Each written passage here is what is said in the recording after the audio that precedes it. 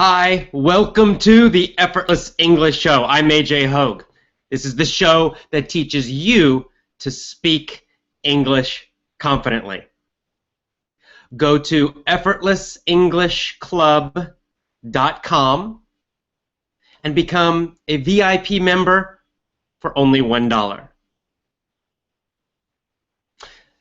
So there I was at the edge of a mountain. A big cliff. I was at the top holding a rope. I was holding a rope and looking down, down, down. Because behind me was a big, long drop. So I was rappelling. In American English, we say rappelling. This is when you have a rope and then you go down the side of a mountain. So you're at the top and then you go down, down, down to the bottom. Some of the military guys do this, where they go very fast. This was my first time rappelling.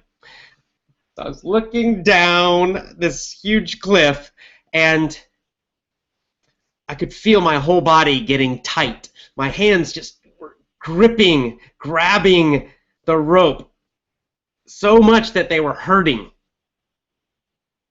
My breathing was tight. So I was kind of breathing quickly, and my throat was tight, so it was hard for me to talk at all. The instructor was next to me. He said, "Are you okay?" And I said, "Yes, I'm ready." My body was shaking a little bit. Even though I was tight, I was kind of shaking. And time seemed to move differently. Time seemed to go much more slowly. It was extremely terrifying because I was very afraid of heights. Now I still don't like heights. I still get quite nervous in high places, but at that time in the past I was terrified of heights. Terrified. And then I began to slowly go back, lean back, grabbing the rope, and then start walking down the side of the cliff, hand over hand with my feet against the cliff. And as I did, I remember, my breathing was still very fast, and I remember just staring straight ahead. All I could look at were my hands on the rope. It's like my vision, my sight, became very narrow, like I was looking down a tunnel. I couldn't really see anything to the sides or below or above, just only straight ahead. And slowly, little by little, I went down the mountain until I got to the bottom. And then, of course, this huge relief. I just fell on the ground, and oh my God, I was sweating. I was exhausted. The whole thing, it only took maybe 5 minutes, my whole drop, my whole rappelling down the side of this mountain, but it felt like it was an hour or more. It felt like a long, long time. This is the power of fear. The power of fear. Of course, we know fear is an emotion. It's something that's in our minds. It brings up all these terrible images in our head. I was imagining falling to my death. But fear is also physical. It's physical. It's in our bodies also. And these reactions, these things I described, are common to all fearful situations, including giving a public speech. Or for some people, just speaking English, speaking a foreign language, can create some of this fear. Now, of course, there are different levels of this fear. On the mountain, that was extreme fear for me. But we can have a lesser amount of that also, where these same things happen, but just not as strongly. And when we face something that's scary, something that makes us nervous, it is indeed these same physical reactions that happen. These reactions I described are very common if your life is threatened. If someone's threatening you with a weapon, like a knife, they're going to attack you, you would feel many of these same sensations, these same things would happen in your body. That's what makes fear so difficult to overcome, because it's not just in your brain. If it was just in your mind, you could distract yourself and you would feel instantly better and do what you want to do. But it's also in your body, and when it gets into your body like that, it's very strong and it's hard to change. So what are these things that happen? There's some common things. Number one, I mentioned my vision. This is called tunnel vision in English, tunnel vision. And that's where, normally we can see quite a lot to each side. This is called peripheral vision. You're looking straight ahead, but you can also see what's happening off to the left and off to the right. You can see what's happening down underneath you and what above. You have this big wide angle of vision. That's normal. But when you are afraid, that gets more narrow. You can only see in front of you. And when you're really, really afraid, when you're terrified, when you're super nervous, then you get tunnel vision when you can only see directly ahead. And to the sides just becomes dark. So tunnel vision happens. It's a common fear reaction. We mentioned the breathing. Your breathing changes, typically gets faster. Faster and less deep. It becomes more shallow. Like you're like a little rabbit that's scared. That's the extreme example, right? But your breathing becomes faster and more shallow. Tension, tightness. Your muscles can tighten, right? You're not loose and relaxed. When you feel good, you're loose, you're relaxed. The muscles are softer. But when you are afraid or nervous, they become tighter. And again, when I was on that mountaintop, they were super tight. I mean, my hands especially were just incredibly tight, but my whole body, in fact, was tight. It was exhausting. After just 5 minutes, I was completely physically exhausted. Sweating can happen. Some people get sweating in their hands, but you can also just get sweating your whole body. You can sweat. These are the common things that happen. These are physical fear reactions. So our question becomes how to deal with this. How can we handle these reactions? And can we? Let's imagine you have a lot of nervousness about speaking English. And then you go to a party or you go to some meeting, and there are a lot of native speakers. You see a lot of Americans, for example. And you want to talk, you want to practice your English, but suddenly you get some of this fear reaction. Maybe not so strong like me on the mountain, but maybe a little bit. Maybe you feel a little tighter. Your breathing gets a little faster. You might feel your hands might sweat a little bit. Your tunnel vision, your vision might get a little more narrow. All of these can happen in a little bit, in little amounts also. And the problem is when these things happen, these physical reactions, then your brain also changes. The mental part of fear is that your deep thinking, your complicated thinking, your high intelligence shuts down. It starts to turn off. In that situation where I was hanging from the mountain, for example, I was feeling so much fear that my high intelligence, my complex brain, probably was off completely. Meaning, I could not think about complicated things. For example, if you gave me a difficult math problem at that time, maybe I couldn't do it. I might say, I don't know, because it's this part of the brain kind of turns off, and the primitive, the old part of the brain becomes the strongest. It takes control. That part of the brain that's in the back. It's the part of the brain that's just focused on emotion mostly, on fighting or running away. So difficult, complicated thoughts become more difficult when you are afraid, when you are nervous. This is why when you're feeling really relaxed, maybe your English feels better. Maybe you can actually speak much better. We all know the situation where someone is nervous and they can't speak English very well. But then they drink a beer or 2 beers, suddenly they become more relaxed, and they start speaking more and more and more. It's like, what happened? Now they can speak. It's interesting, right? I saw this in Korea, my first job. I would sometimes go out at night with the Korean staff of our school. And when we first arrived at the pub. They were shy, they couldn't speak well. But as they had 1 or 2 drinks, suddenly their speaking became better and better. It was interesting. We used to joke about it. But now I understand why. It's because alcohol pushes down the fear. It pushes down that emotion. And when the fear goes down and then the body relaxes, alcohol also relaxes your body. When that happens, then the brain, the higher brain, the complex brain, can turn on again.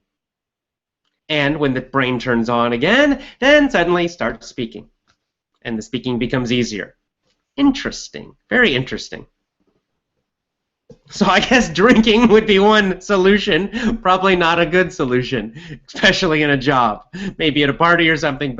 But if you're in a serious situation, you don't want to depend on drinking beer or alcohol.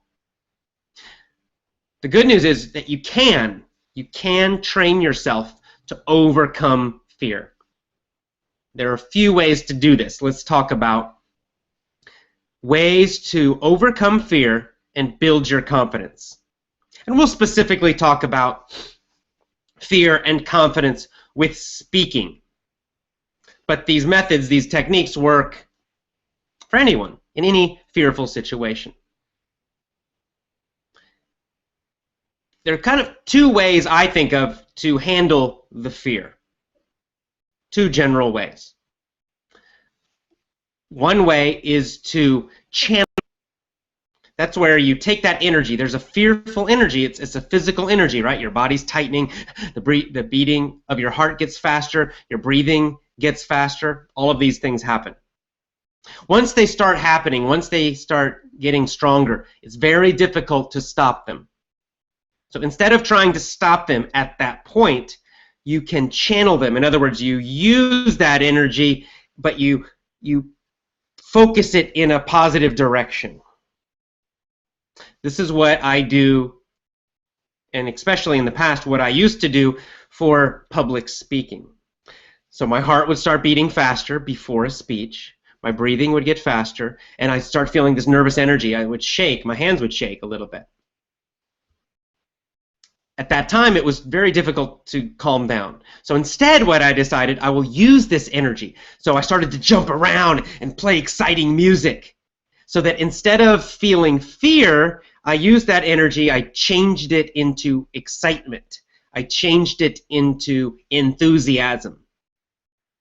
Right? So I took that energy and just made it more positive. So then, when I make a speech, or when I made a speech, I would be very energetic. Hi, I'm AJ! And I would walk around the stage and use a loud voice and move my arms and hands a lot. It worked. It worked very well.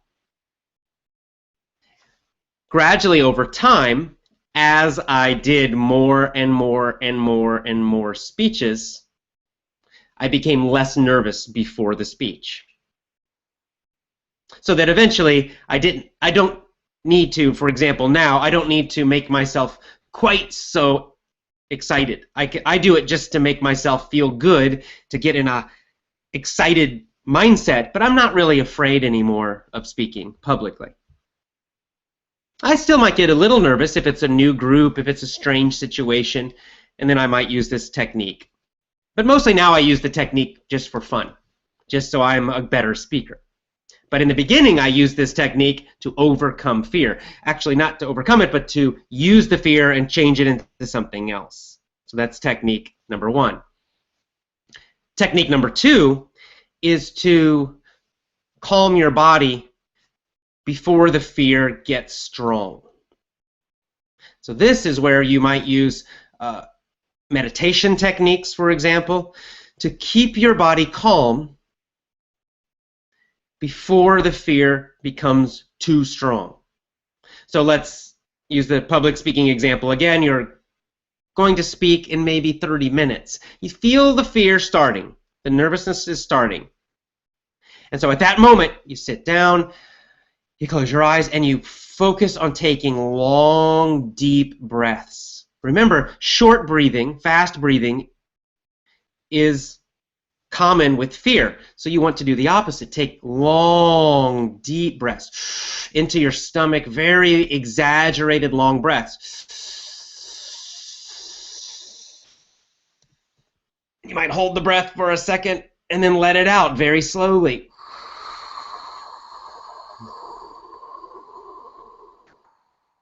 And you keep doing this super slowly, keeping your breathing slow and deep. This will help the fear stay low. It will stop the fear from becoming too big. You could also stretch your body. And remember, one of the things that happens, your muscles get tight. So stretch. As you're breathing very slowly, you can stretch your legs, stretch your back, stretch your arms. You could do a little yoga. So again, you're working on your body first. It's often best to focus on the body first. Now, there is also a mental part of fear, as we discussed. Your mind creates terrible images. You imagine yourself failing or getting hurt or something terrible happening. So while you're breathing and being calm, you want to make positive images in your mind, positive movies, so you actually see yourself succeeding. So as you're breathing very deeply, maybe stretching a little bit. At the same time, in your mind, you might close your eyes even. Close your eyes and see yourself succeeding. See a big picture in your mind of success. If it's public speaking, see yourself doing a great job. See the audience smiling and enjoying your talk and clapping for you. Yay! As you breathe slowly and deeply. Now, will this work completely the very first time? Probably not. This is something you have to practice again and again and again. You get it to become a habit. So even when you're practicing for a speech, before a speech, you could do this, several days before. Start to practice deep breathings. Practice seeing your success. And then practice getting yourself excited. You could use both techniques. Keep yourself calm, calm, calm. This is what I do now, by the way. Before a big event, like 3,000 people, I stay calm most of the time.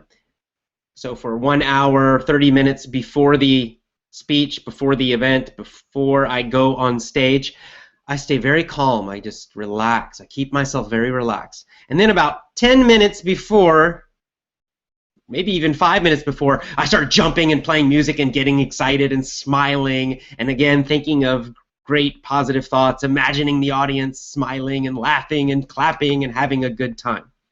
So that's how I do it. You can choose. Play with these things. But the point is, you must practice. I had to do this many, many times to overcome that fear. And that's the final technique, which is just repetition. Facing that fear again and again will make it slowly get less. I mean, the best and easiest way to overcome fear of public speaking, for example, is to simply do it a lot. And each time you do it, it becomes less scary. And when you use these techniques, it happens much faster. You can use this technique for any scary situation, anything that is fearful.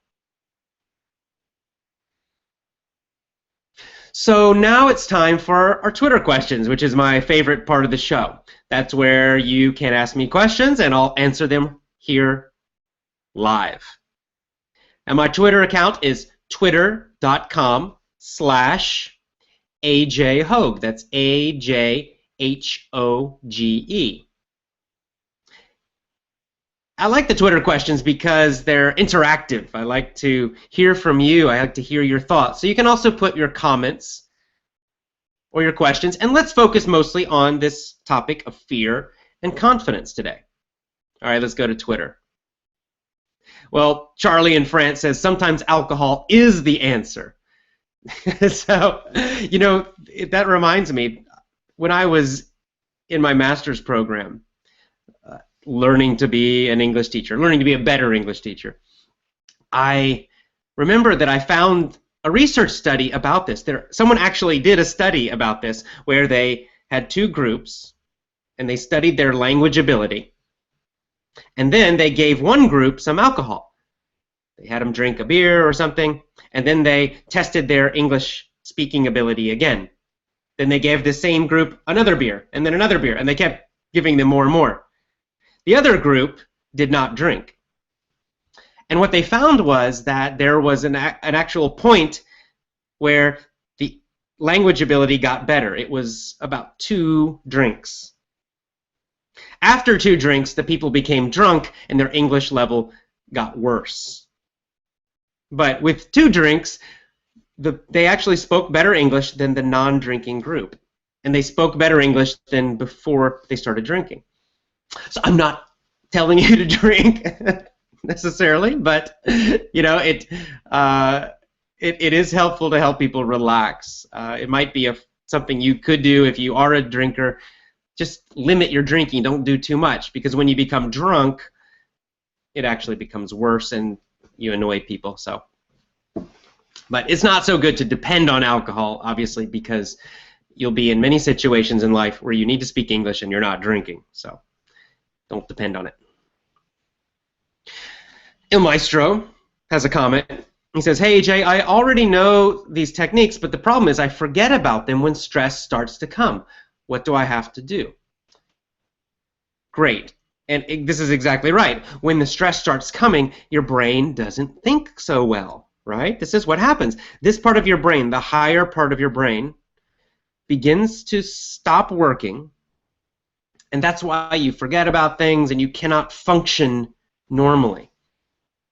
So, to fight against that, you have to practice it. This is why I say you must practice this before the stressful situation. If you have a speech on Friday next week and you know you're going to be nervous, you need to start practicing right now, every day. Practicing these techniques every single day, you know, for 1 week or more, so that when the stress comes, you've practiced it, it's a habit, and then you will remember to use these things. So you can't rely on doing this when the situation is very stressful. You can't think well when that happens. That's why you must train yourself. This is training. You've got to train yourself before the event happens. You know, our guest didn't make it today, and probably a Google Hangouts problem, but hopefully we'll get him on the show in the future. Richard Grannon was going to be on the show. He's a self-defense instructor. And so he teaches people how to deal with fear in a very, very scary situation. Someone's trying to hurt you. Possibly someone's trying to kill you. Of course, in that situation, you will fear that person tremendously. You will feel intense emotion, right? And if you don't train before that, if you don't practice how to deal with that, probably what happens is when someone attacks you, you're going to just freeze, you'll do nothing. Or you'll just, you'll do this, you know, you'll fall down and they'll hurt you or kill you. So training is necessary.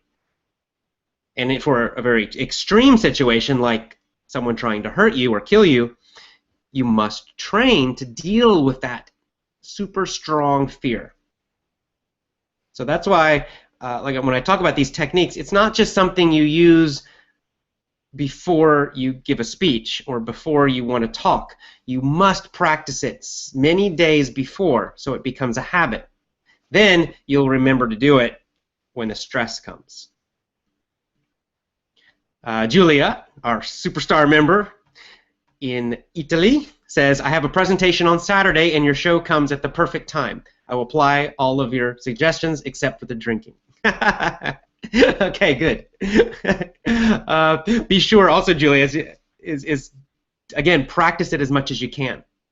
Another thing, practice it on the day of your speech. If you have a speech at 2 o'clock in the afternoon, then when you wake up in the morning, practice these techniques several times. Practice them when you first wake up. Practice them at 11. Practice them at 12. Practice them at 1 o'clock.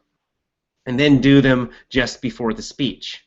So the day of the event, whatever it is, practice, practice, practice. Very important. That's how you train your mind to do this under stress. Charlie has another good point, Charlie from France. It's also a good idea to use anchors. And I've discussed this idea of anchors. It's an NLP term. NLP is a kind of psychological training. And an anchor is basically, it's something you do again and again, and you connect it to a feeling. For example, you make yourself really excited. Yeah. And you're feeling fantastic. And then, when you feel super great, you do some kind of special movement. I do this. Like I use my fist. It's kind of like a Tiger Woods movement. Like this. Every time I feel strong and great, I do that movement. And by doing this again and again, what I did is I connected these two things in my brain, in my mind.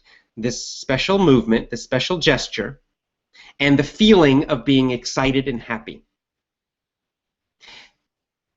After doing this many, many times, now what happens, if I do that special movement like this, I will start to feel happier and excited, and more excited.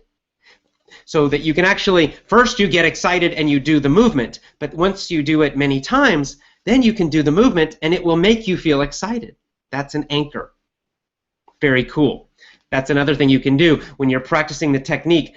Do a different movement for feeling calm and for feeling excited. Don't use the same one because you'll confuse your brain. So you do the calm exercises, relaxing, deep breathing. You might do one special movement with your hands or something. Maybe like put them together like you're meditating. And then when you get yourself to feel very excited and energetic, you do another kind of movement. So then whenever you want to feel calm, you do the meditation movement with your hands. And when you want to feel excited, you do your excited movement. It's very effective. Very good. Okay, our final Twitter question before we finish. Actually, two. One, Max Galtieri asked, what about Richard Grannon? So he was not able to join my Google Hangout. We're using a program called Google Hangouts for the show, and he just could not join. I'm not sure what happened, so I'll email him and we'll figure out. I don't know, he may have gotten the time wrong because he's in London, or he may have had a problem connecting with Google Hangouts. So not sure what happened, but we'll try to get him back on the show. Okay, our last question or comment from Maya Glasher says, if I imagine the audience are happy about my speech and then I see the opposite, will it disappoint me? How to deal with that? Excellent question. And that's really a bigger question, which is more about public speaking technique. I would say don't worry about it too much right now. You need to deal with that. A good public speaker, when they see the audience is not reacting well, they have to adjust. They have to make a change. And this has happened to me. It's happened to me several times. Now, here's the good news about this. Most of the fear is at the beginning. I find if you can deal with the fear when you start, just before you begin the speech and then when you walk out in the first minute, if you're feeling calm during that time, you're usually going to be okay for the rest of the time. You might feel a little bit of fear if you look and the audience is looking unhappy or something. But if you use these techniques before, if you start with strong confidence, you'll be okay. Why? Because your higher brain will still be working. So then you can solve problems. You look at the audience, you realize they look tired, for example. Your higher brain's still working because you're not terrified. So you can think, oh, they seem tired. I need to be more energetic so that they wake up. Or maybe I'll ask them to stand up and stretch a little bit. Or they look bored, so I need to tell an exciting story. You'll be able to solve the problems because your brain will still be working, your higher brain. The problem is when you start the speech feeling terrified, your higher brain's not working very well. So then if a problem happens, like the audience doesn't look like they're enjoying it, or they look bored or something, you can't solve the problems because you're so fearful and you're having these physical reactions and your higher brain's not working well, then you can't think well, and it's hard to solve problems quickly in that kind of situation. So that's why it's so important to start in a strong and confident way that will keep your higher brain working, and then you will be able to solve these challenges that come more easily. All right, well, thank you for your Twitter questions. As always, I enjoy talking to you. It's my favorite part of interacting on the show, where I can get your comments and questions. Excellent comments and questions, as always. Now, let me end by discussing once again, as usual, our code and our mission. The code and mission are so important because they are what make our international community special. You know, the Effortless English community is very special. It's such a positive, strong, supportive community around the world. You know, people from all religions and no religions, men and women, all different countries around the world, and yet we're all very positive. We all have a great positive connection. We support each other. It's because of our code and our mission. Now, our code is just simply how we treat each other. It's very simple. It's only 3 parts. Number 1, we do the best we can. We don't try to be perfect. We don't worry about mistakes. We just learn from them. We do the best we can. Number 2, we do the right thing. We don't insult each other. We don't steal from each other. We don't harm each other, etc. We do the right thing. And number 3, maybe most importantly, we show each other we care. If another person in our community has a success, we congratulate them. If they're having trouble, then we support them. We encourage them. We do this on Twitter. We do this on our VIP site. We do this face-to-face. Any chance we can, we show each other we care. And our mission is our deeper purpose. Yes, our main purpose is to speak English confidently, but even more deeply, we have a powerful purpose: to explore new opportunities for growth. We're always trying to grow as human beings. To bring confidence, vitality, and happiness to people all over the world. We contribute to people around the world. We help people become more strong, more confident, more happy. And to boldly go where we have never gone before, meaning we will explore new ideas, new places. We're adventurers. All right, that's our show for today. Hope you enjoyed it. As always, go to effortlessenglishclub.com and join the VIP program. Try it for just $1. effortlessenglishclub.com. I'll see you next time. Have a great day. Bye for now.